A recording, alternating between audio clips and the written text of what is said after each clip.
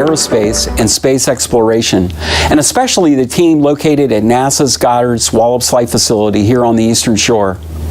Thank you for joining us today for our live broadcast as we have an exciting mission for the National Reconnaissance Office, launching from the Mid-Atlantic Regional Spaceport. At Wallops, we are proud to provide assured launch range services to meet the government and commercial sector needs for accessing flight regimes worldwide from the Earth's surface to the moon and beyond. As today's mission shows, Wallops serves as a unique national asset. Our facility is in a geographical location ideal for conducting launch, mission operations in support of NASA science, technology, exploration, as well as support for the Department of Defense operations, while also serving as an economic engine by enabling commercial space in our country. Regardless of where you're tuning in from, we're honored that you're taking time to join us virtually at Wallops as we support this important national security mission. And now, I invite you to sit back and take in the launch experience as we continue the count for today's mission.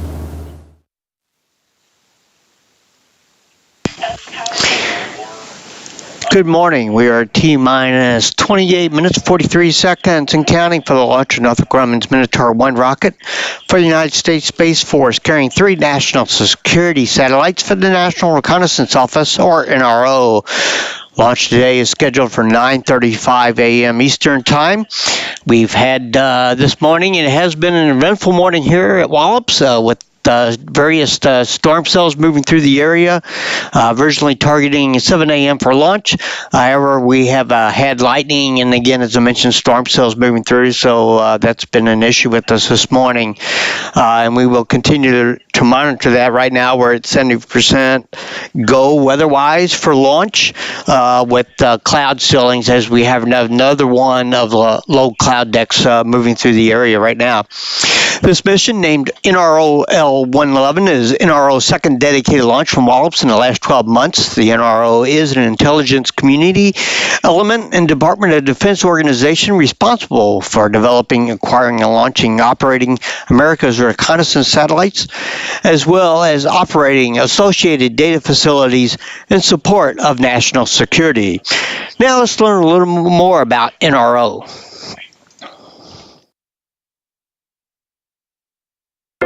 This year, the National Reconnaissance Office celebrates 60 years since its founding.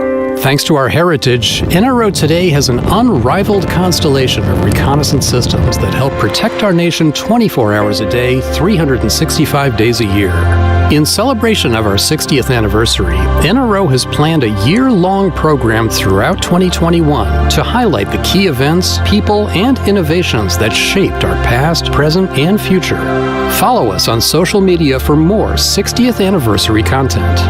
When we think about satellites today and near real-time digital data, it's hard to believe the first overhead reconnaissance efforts relied on camera film and balloons.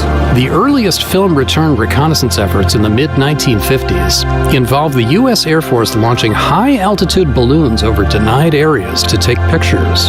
The Air Force then retrieved the balloons from mid-air. Reconnaissance went a step further once film was ejected from a satellite back to Earth, again requiring elite U.S. Air Force personnel to recover the film capsules. These early film vehicle captures are so important that we've hung examples in the NRO headquarters lobby. Another interesting point about our legacy is that NRO has always been both a member of the IC and the DoD. On September 6th of 1961, CIA and DoD signed an agreement to form the jointly managed National Reconnaissance Office. For 6 decades, we've worked with our DoD and IC partners to deliver critical intelligence to policymakers and warfighters worldwide. We're excited to launch from NASA's Wallops Flight Facility for the second time in 12 months, and we look forward to more opportunities to launch from Virginia's Space Coast. NROL-111 represents not just years of planning for this mission, but a 6-decade legacy of advancing the nation's reconnaissance capabilities. When the nation needs eyes and ears where no other collectors can reach, it turns to the NRO.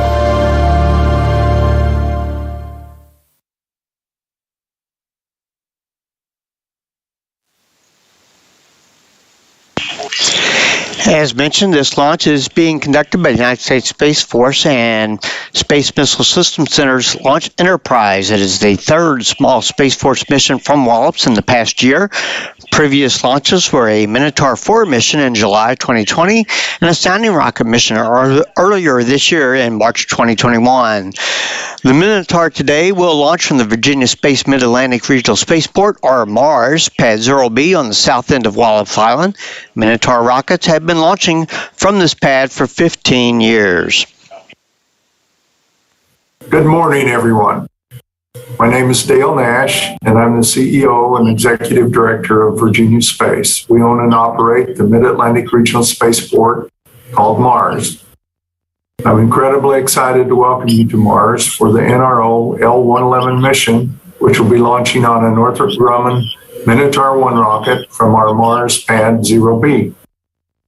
I want to thank Northrop-Grumman and Wallops, without whom we would not be able to do this launch. It's a very strong and collaborative public-private partnership that has gone on for several years. It also marks the ever-growing relationship between Virginia Space, the NRO, and the United States Space Force. It's a true privilege that Mars has been selected to contribute to this mission, which has allowed us to play a critical role in strengthening our nation's security and aerospace capabilities. This is our second launch from Pad B for the NRO and Space Force, and we certainly hope to partner with them many times in the future. In fact, the Wallops Aerospace Industry Cluster, consisting of NASA Wallops Island tenants, including Virginia Space, and corporate entities such as Northrop-Gumman, have had a remarkable economic impact, providing $1.37 billion annually to the local economy and county. All of this makes for a very exciting day for Mars and its partners. We're thrilled to help make L-111 the latest entry in our history of successful launches, and I couldn't be prouder of what we've accomplished through the hard work of our team and partners with the NRO and SMC. It's only through these combined efforts that we have been able to make this happen. Again, these launches are so important to our national security, and I and our entire team are very proud to be part of this mission.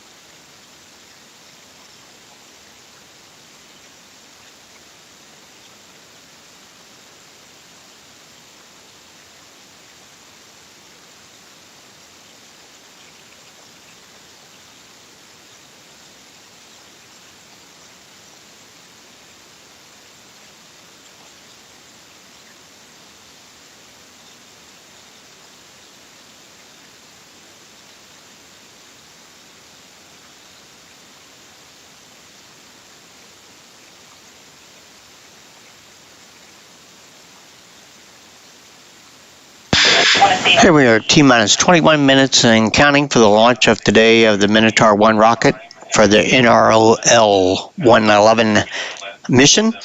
Launched today is a 69-foot tall Minotaur 1 launch vehicle. It consists of two solid-fueled motors from decommissioned Minuteman ICBMs as the lower stages and two solid-fuel commercial solid rocket motors as upper stages. NROL-111 is the second Northrop-Gumman orbital launch from the Mars launch pads in 2021. Earlier this year, they also launched an Antares rocket carrying cargo supplies to the International Space Station. The Minotaur product line came about an idea from the Air Force, which was to take decommissioned rocket motors from the ICBM fleets. They were decommissioned by START treaty, other treaties, and repurpose them for space launch use. And so the Air Force awarded a contract to Northrop-Grumman to take these motors and make space launch vehicles out of them. Sounds easy, but it's quite a bit of work. We need to understand everything about these propulsion units, these rocket motors, how they work, how much energy is in them, how to steer them, how to control them, and then we put modern avionics on top. So that's how we developed the Minotaur program. It's how we execute it, and that's how we got to the excellent success rate that we have, which is 27 out of 27 launches were fully successful. I think the value to the government is to take these retired motors and adapt them for other uses rather than have to destroy them. These motors have also already been paid for by the taxpayer, and so repurposing them provides a lower cost mission for the Space Force. The Minotaur product line has had a variety of different customer payloads from NASA, spacecraft that went to the moon, to space test program satellites that test out new technologies, to meteorological and climate satellites, to also operationally responsive satellites. So all 27 were fully successful. We're really proud of that. That's the result of a lot of hard work by a lot of people. The Minotaur that we're going to use for this upcoming NROL-111 mission is a Minotaur 1, and so that's a Minuteman, first two stages of a Minuteman ICBM, and then on top of it is Orion 50 XL and an Orion 38 stage. So it's a 4-stage solid vehicle.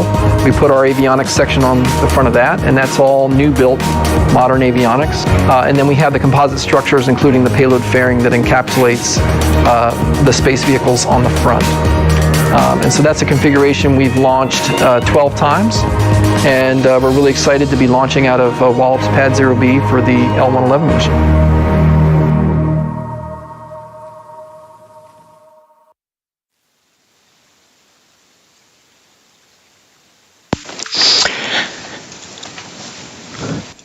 So we're coming up on T-minus 17 minutes and 30 seconds and counting.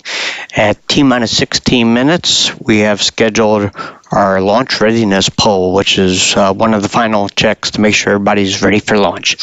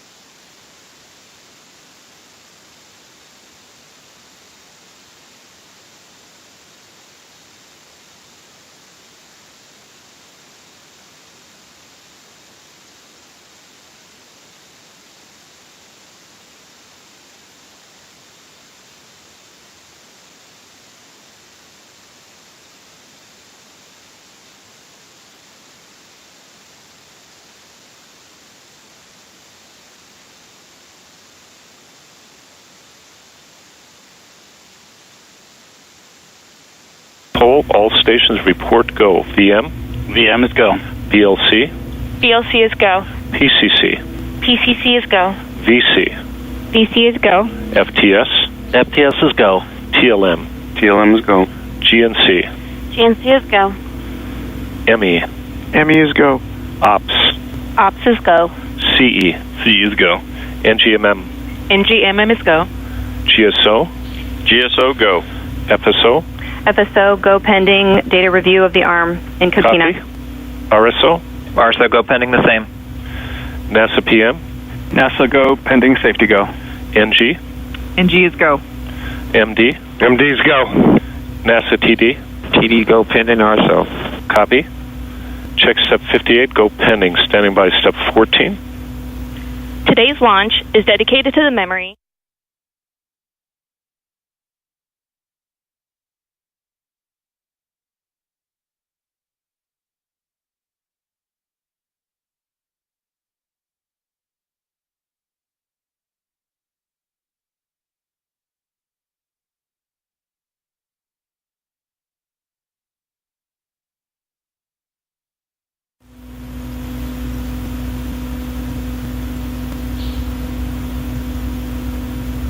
That's a go.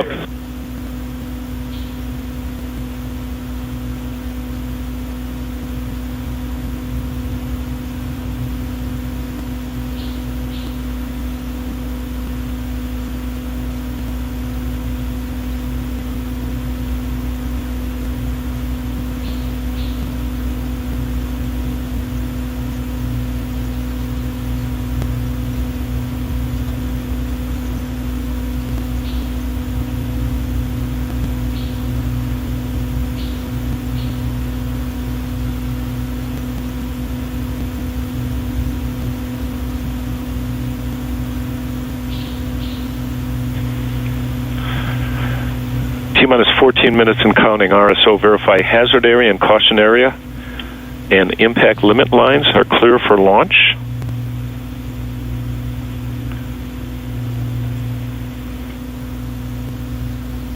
RSO, did you copy? GNC, report status of wind data. Upper level RSO did not copy. RSO, verify the hazard area, caution area, and impact limit line are clear for launch. RSO has areas clear. Check step 59, check step 60. Standing by T-minus 12 minutes and counting.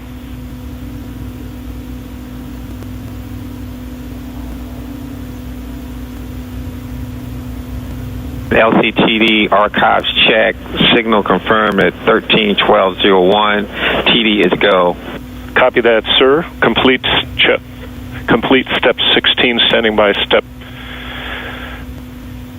61 in 30 seconds.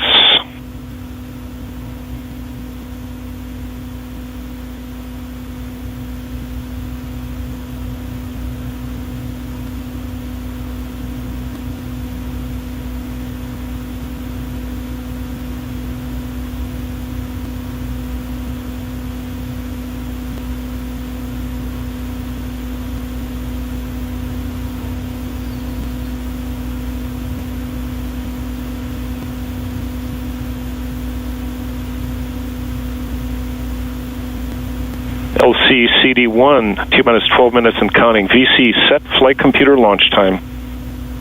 Flight computer launch time set to year 2021, day 166, hour 13, minute 35, seconds 00 UTC. Check step 12 VM, confirm flight computer launch time.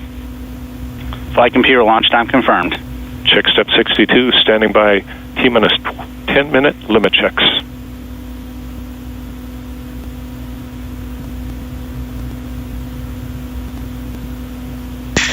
And this is just a reminder that there is some latency in the stream from actual events here at Wallops. So if you take that into account, if you're outside trying to watch the launch and listening to the count.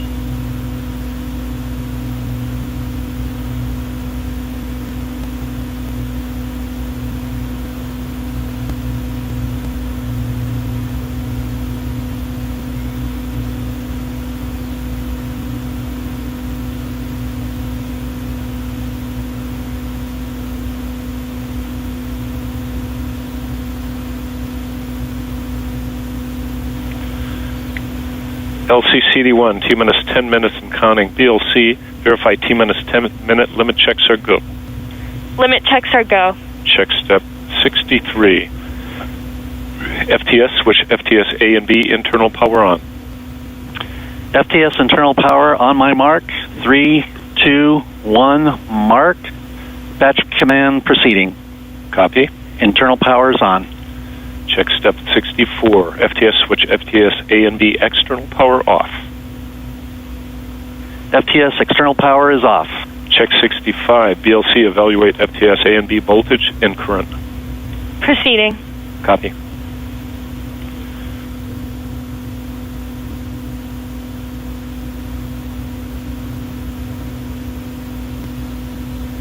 FTS internal power nominal. Check 66 FSO. Send arm command for 2-second duration and continue tone 4.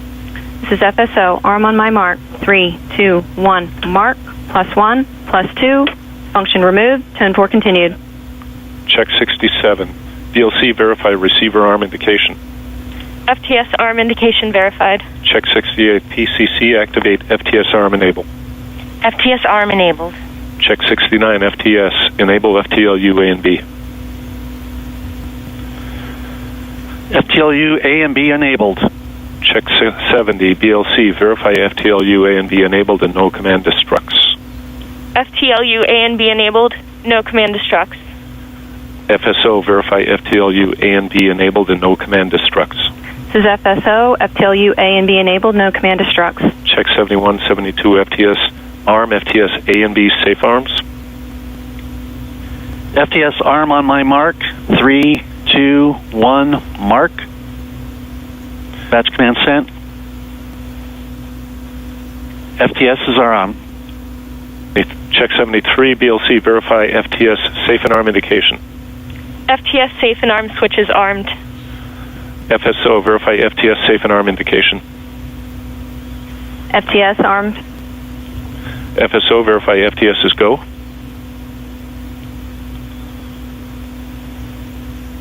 Stand by. PCC, apply avionics external power for the following systems. Proceeding. Copy. 038 and 050 ACUs on external power. Check 77. PCC, evaluate power bus voltage and current. FSO, verify FTS is go. This is FSO. FTS is go. Copy. Check 71, 4, 5, and 6. This is PCC. External power nominal. Check step 78. LPM, verify SV is on internal power. SV on internal power. Check 79.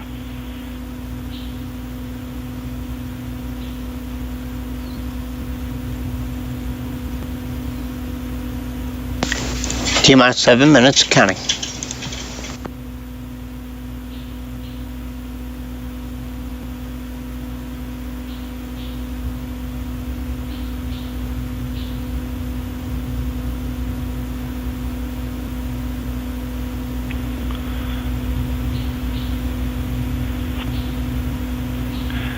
LC CD1, requesting final authorization for launch. MD, Go.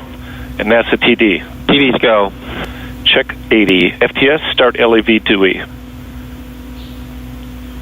PCC, started. enable ground ordnance. Check 81. Ground ordnance enabled. Check 82.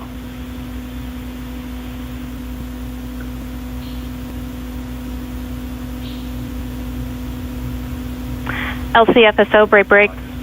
Copy. Go ahead. FSO is red. We're not seeing safe and arm indication on our displays. Copy that.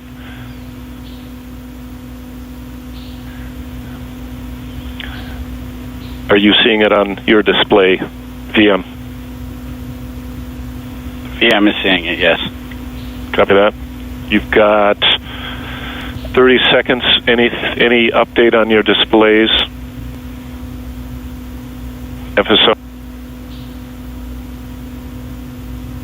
This is FSO, no change. Our telemetry data shows that it is still safe. Is there a way to rotate it? FSO, which IDA, do you have any idea which IDA you're looking at? Stand by 1. PCC, switch avionics internal power on. Avionics internal power on my mark. In 3, 2, 1, mark. Internal power on. Check 83, PCC, switch avionics external power off. External power off. Check 84, and we're acknowledging FSO is still red. PCC, power on VDM. Proceeding. VDM power on.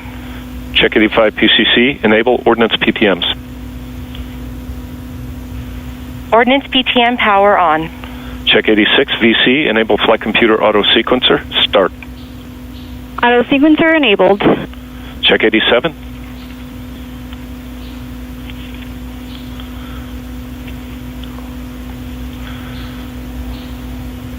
VM, verify orb nav has been in gyro compass for at least 30 minutes.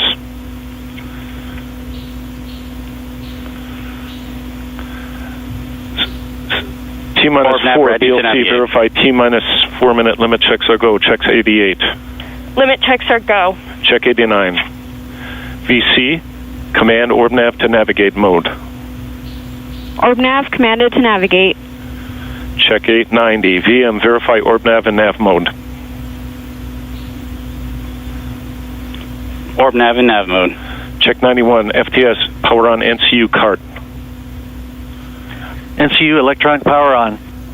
Check step 92. NASA TD, report range green. FSO, repeat, report range green. Range is green. Copy that. Check step 93. Standing by T-minus 2 minute limit checks.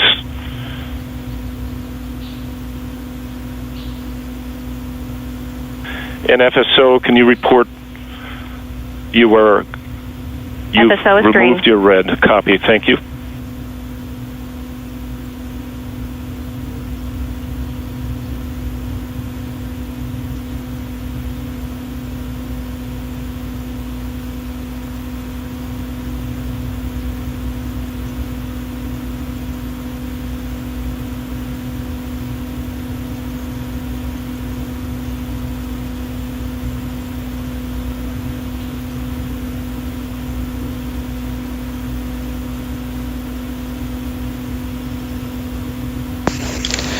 T-minus 2 minutes and 30 seconds counting.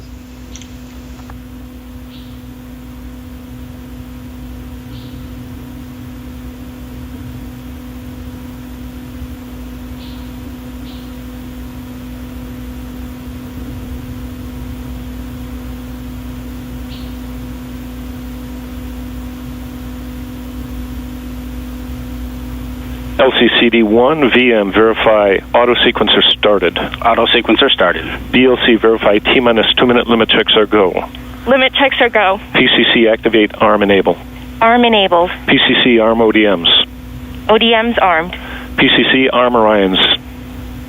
Orion's armed. PCC, ARM boosters. Boosters armed. Copy that. Standing by step 100 at T-minus 50 seconds.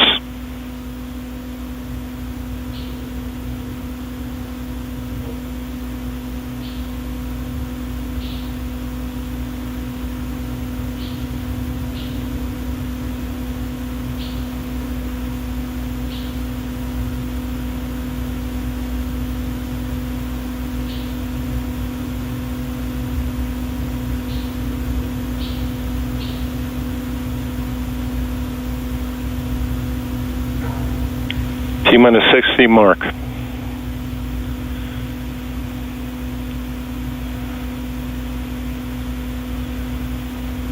FTS, hydraulic on.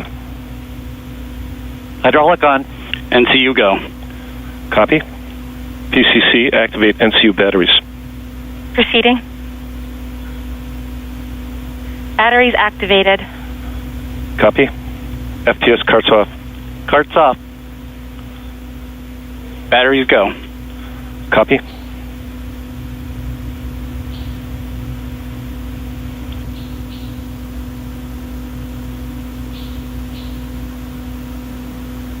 VMs go for launch. Copy. Checks. T-minus 10. 5, mark. 4, 3, 2, 1.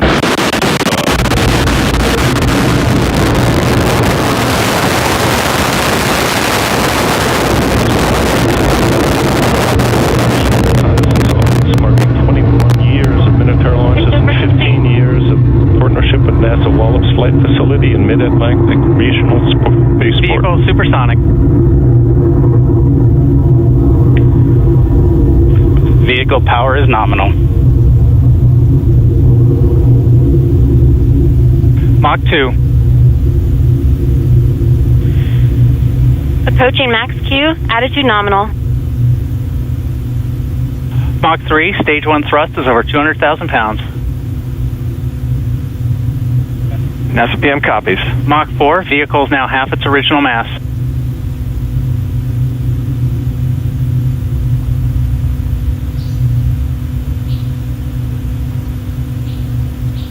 Stage 1 step, stage 2 ignition confirmed. Motor nominal.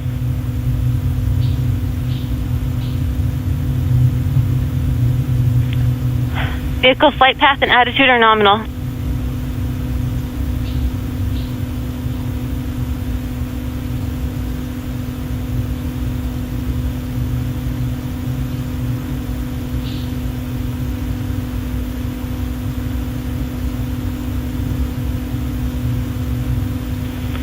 Vehicle avionics and power system are performing as expected.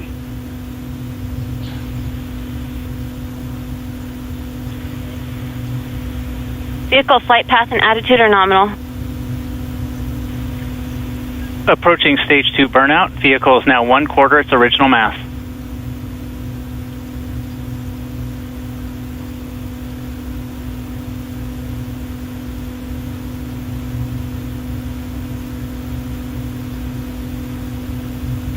Stage 2 burnout confirmed. Turn him off.